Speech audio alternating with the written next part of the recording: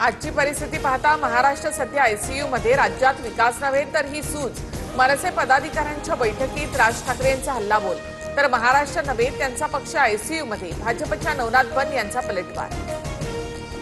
प्रत्येक गोष्टीला expiry date असते, सत्तेमध्ये असणाऱ्यांनाही एक्सपायरी डेट। काँग्रेससारखीच यांचीही परिस्थिती होणार, काँग्रेसचा दाखला देत राज ठाकरे यांचा सत्ताधाऱ्यांना इशारा। भिवंडी महापालिकेमध्ये भाजपला मोठा धक्का, काँग्रेस प्रणित सेक्युलर फ्रंटचे नारायण चौधरी महापौरपदी, तर काँग्रेसचे तारिक मोमीन उपमहापौरपदी। भाजपची 6 मतं फुटली।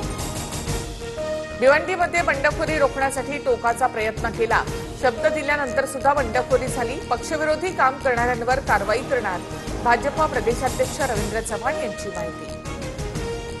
राज्यसभेसाठी शरद पवार इच्छुक आणि त्यांच्या पक्षाच्या भूमिकेवर निर्णय होणार, संजय राऊतांची प्रतिक्रिया। तर प्रियांका चतुर्वेदी राज्यसभेवर जाऊ नयेत यासाठी राऊत प्रयत्नशील, नवनाथ बन यांचा निशाणा।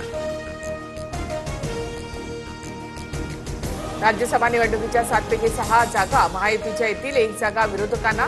ती जागा कुणी घ्यायची याबाबत ते ठरवतील, मुख्यमंत्री फडणवीसांची प्रतिक्रिया।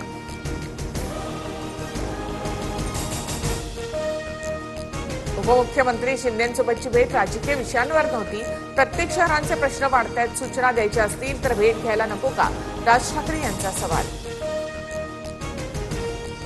ठाकरेंच्या शिवसेनेतून स्वीकृत नगरसेवकांसाठी 3 नावांवर शिक्कामोर्तब, साईनाथ दुर्गे, माधुरी मांजरेकर, कैलास पाठक यांचं नाव फायनल। उद्धव ठाकरेंनी मनसेला स्वीकृत नगरसेवक पद देण्यात आलं। गणेश नाईकांचं नेमकं काय चाललंय हेच कळत नाही, नाईक एक दिवस भाजपला अडचणीत आणतील, मंत्री संजय शिरसाट यांची टीका। महाराष्ट्रामधल्या व्यावसायिकांनी गुजरातमध्ये जावं असं वक्तव्य नाईकांनी केलं होतं।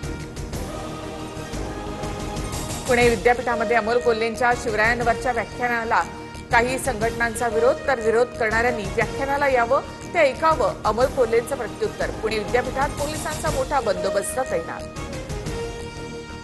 अजित पवारांच्या विमान अपघाताच्या तपासाला वेग, 28 तारखेपूर्वी प्राथमिक अहवाल येणार। फ्लाईट डेटा रेकॉर्डर यशस्वीरित्या डाऊनलोड, कॉकपिट व्हॉइस रेकॉर्डर उष्णतेमुळे खराब झाल्याची माहिती।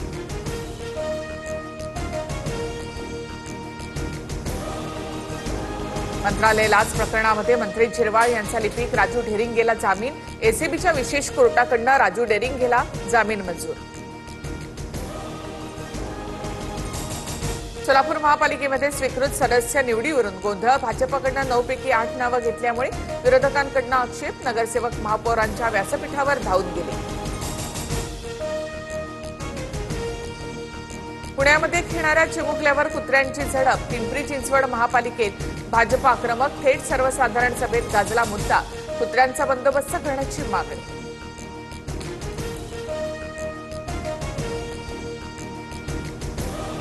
मेघवण अपहरण प्रकरणामध्ये मोठा ट्विस्ट, डोळ्यामध्ये मिरची पूड टाकून अपहरणाचा बनाव असल्याचा मुलीचा दावा, मुलासोबत स्वमर्जीने गेले, तरुणीचं पोलिसात प्रतिज्ञापत्र।